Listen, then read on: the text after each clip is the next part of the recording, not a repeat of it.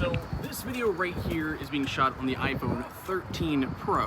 However, this one right here is actually being shot on the iPhone 14 Pro Max.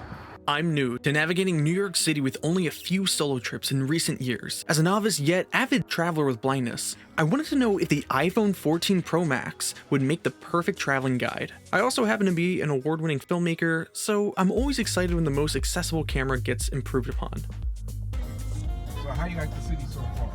Oh, we love it. It's good. We've been up here quite a few times. We're trying to explore some different areas this time around.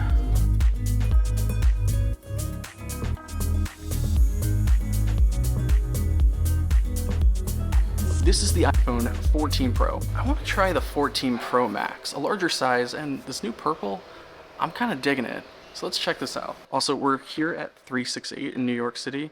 So thank you, first off, for letting us use the space. Really appreciate it. We're not going to stay here for this video. I want to take you on a little trip and show you how I use an iPhone 14 Pro to explore a city like New York. At the same time, let's check out a very dynamic island right here in New York City. Also, we'll talk about The iPhone 14 Pro models feature what's called the Dynamic Island, a new design for the front-facing camera and Face ID sensor that incorporates software for interactive notifications and multitasking widgets. Of course, as always, Apple with the accessible unboxing makes it nice and easy as usual. Wow. So the one thing again with blindness, it's a spectrum, right? We all see a little bit different, or sometimes almost absolutely nothing. But 90% of people with blindness do still see something. For me, I can see color in most lighting scenarios. Not all. This purple, I like purple, by the way. Purple's such a cool color. And I'm just glad that the iPhone Pro models this year are going with this like metallic purple. There's like this deep violet right there where the camera housing is.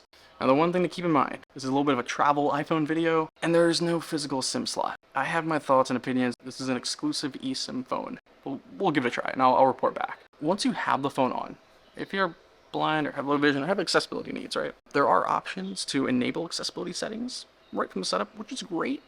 They've added that over the years. But one of the longest ones that you've been able to do since the iPhone 3GS is VoiceOver. Triple click the side button there. Voice alert. VoiceOver gives you a little rundown of what that is. Okay. Now what it is a screen reader. Faites glisser un doigt vers le haut depuis le It's bord going. inférieur de l'écran pour procéder à la configuration. English. We'll make sure that's set to English.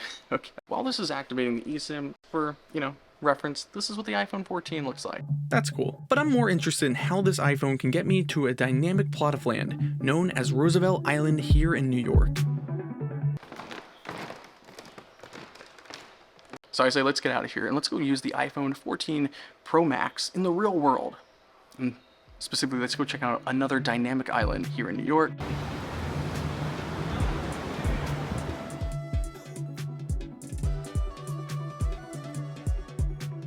Roosevelt Island is a small island in the East River between Manhattan and Queens. It stretches about 2 miles from top to bottom, while only being nearly 800 feet wide. Although the island has gone through many names and has an important yet dark history, Roosevelt Island has seen a transformation with a recent reputation for luxury living. This island is called home to 11,722 people as of 2020. The average cost of a one-bedroom apartment costs $3,675 as of 2022.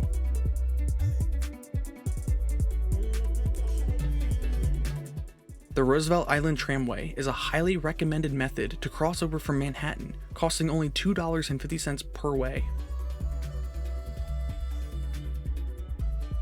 Trips are made every 7 to 15 minutes from 6 a.m. to 2 a.m., or Friday and Saturday until 3:30 a.m.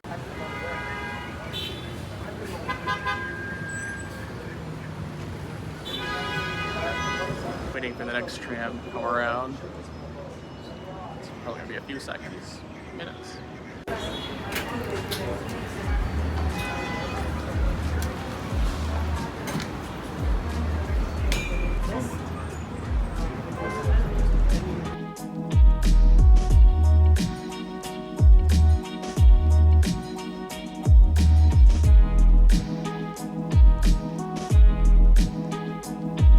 The views are certainly a treat, even with low vision. However, I have the iPhone 14 Pro Max with the 48 megapixel camera and that telephoto lens to really help make the views even more accessible.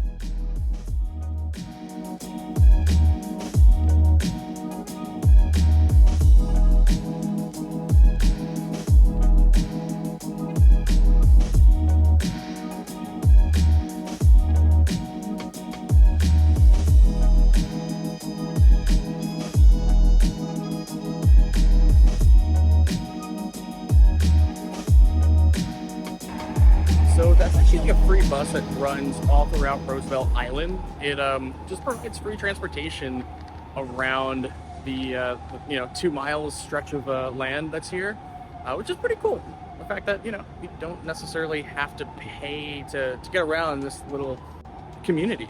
So using Apple Maps, we found a place called Anything at All to eat. It's open until 10. It's a 4-minute walk away, but I'm new here, so I'm gonna go ahead and get my directions. My directions. My location. Any walk. Go. Starting walking directions to Anything at All. Restaurant. Left turn. Double tap. Overview mode. So when I go home, it's gonna send the navigation up to the dynamic island. So this is how this dynamic island works with VoiceOver. I'm able to scrub my finger over it. Left turn. Double tap to open. It's gonna tell me what the current direction is in this scenario. I can double tap to interact with it. It's gonna open up the Maps app that way. But you can also, when you have it selected, swipe up or down. So then I can expand it with a double tap. 320 feet. It's gonna give me more directions within that dynamic island. End route. And you can end the route here. We'll continue from here. Good. Here, parts we're going out here on my right side. Just got the notification that has arrived. So when I end the route, my dynamic island at the top of the iPhone is going to kind of return to normal in that pill shape. We're apparently here at the restaurant. What I'm going to use is the Magnifier app with a combination of just zooming in the world around me, and we're going to try to find a door, and supposedly it can find a door for me. So we go ahead and open up Magnifier.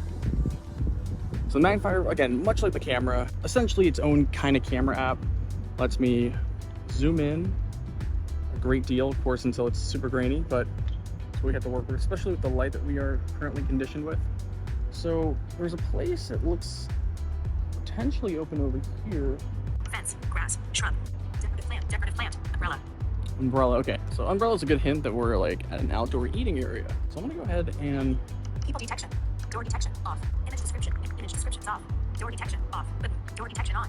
All right. So now we're gonna try and find a door. Door 9 feet away. Oh. Door. Okay, so I did find a door over here, and this is the direction that the umbrellas were in. So again, even in a low light condition, still able to find a door, which is pretty cool. Did you see a sign anywhere? The restaurant or the graduate hotel.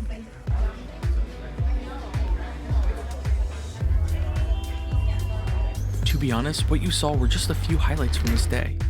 I had intended to film much more at Roosevelt Island. New hardware issues, right? Okay. So, alright, we are here on Roosevelt Island. Definitely a little bit later than we had initially wanted to, but we made it, so that's cool. Finally.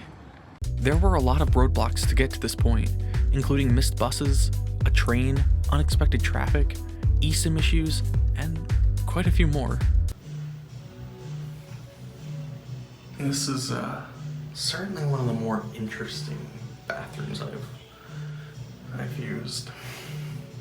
But at the end of the day, at least I got to enjoy a delicious dinner with my favorite person on this quiet plot of land here in one of my favorite places, New York City. Also, the improved night mode on the iPhone 14 Pro is wildly impressive.